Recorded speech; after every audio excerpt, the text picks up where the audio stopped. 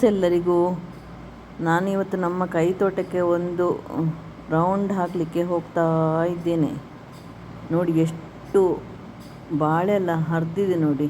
ಅದು ಈ ಮಳೆಗೆ ಹರಿದೋಗ್ತದೆ, ನೀರು ಬಿದ್ದರೆ ಹರಿದೋಗೋದು. ಅದನ್ನು ಸುಮ್ಮನೆ ಯಾಕೆ ವೇಸ್ಟ್ ಮಾಡೋದು ಅಂತ ಹೇಳಿಕೊಂಡು ಇವತ್ತೊಂದು ತಿಂಡಿ ಮಾಡುವ. ರುಚಿ ರುಚಿಯಾದ ತಿಂಡಿ, ಹಳೇ ಕಾಲದಲ್ಲೆಲ್ಲ ಮಾಡ್ತಾಯಿದ್ರು ತಿಂಡಿ, ಈಗ ಸಹ ಮಾಡ್ತಾರೆ. ಅದು ಕೇರಳದಲ್ಲಿ ಭಾರಿ ಫೇಮಸ್, ಅದು ಹವ್ಯಕರ ಮಾಡೋ ತಿಂಡಿ. ಅದನ್ನು ಗೆಣಸಲೆ ಅಂತ ಹೇಳ್ತಾರೆ, ಕೆಲವರು ಸಿಹಿ ಕಡುಬು ಅಂತ ಹೇಳ್ತಾರೆ. ನಾವು ತೆಂಗಿನಕಾಯಿ, ಅಕ್ಕಿ, ಬೆಲ್ಲ, ಏಲಕ್ಕಿ ಎಲ್ಲ ಹಾಕಿ ಮಾಡುವಂಥ ತಿಂಡಿ. ಹಾಗೆ ಒಂದು ರೌಂಡ್ ಹೋಗ್ತಾ ಇದ್ದೆ. ನೋಡಿ ಬಾಳೆಗೊನೆಲ್ಲ ಹೇಗೆ ಆಗಿದೆ ನೋಡಿ. ಇನ್ನು ಬಾಳೆ ಗಿಡಕ್ಕೆ ಸ್ವಲ್ಪ ಮಣ್ಣು ಹಾಕಬೇಕು, ಇಲ್ಲದಿದ್ದರೆ ಅದು ಬೀಳುತ್ತದೆ ಎಲ್ಲ, ಕೆಲವೆಲ್ಲ ಬಗ್ಗಿ ಹೋಗಿದೆ. ನೋಡಿ ಎಷ್ಟು ಖುಷಿ ಆಗ್ತದೆ ನೋಡಿ, ಹಸಿರು ಹಸಿರು. ನಿನ್ನೆ ಅಷ್ಟೇ ಕೆಲಸ ಎಲ್ಲ ಮಾಡಿ ಮುಗ್ದದ್ದು, ಹುಲ್ಲು ತೆಗೆಯುವ ಕೆಲಸ ಎಲ್ಲ ಮಾಡಿ ಮುಗ್ದದ್ದು. ಹಾಗೆ ಹೇಗಾಗಿದೆ ಕೆಲಸ ಅಂತ ನೋಡಿ ಬರಲಿಕ್ಕೆ ಅಂತ ಹೊರಟದ್ದು ನಾನು.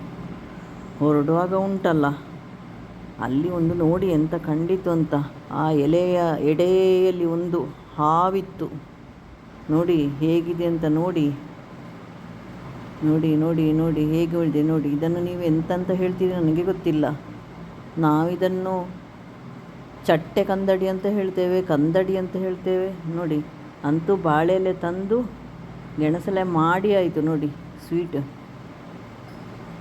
ಸ್ವೀಟ್ ಮಾಡಿ ಅದಕ್ಕೊಂದು ಖಾರ ಅವಲಕ್ಕಿ ಮಾಡಿದ್ದು ಕಾಂಬಿನೇಷನಿಗೆ.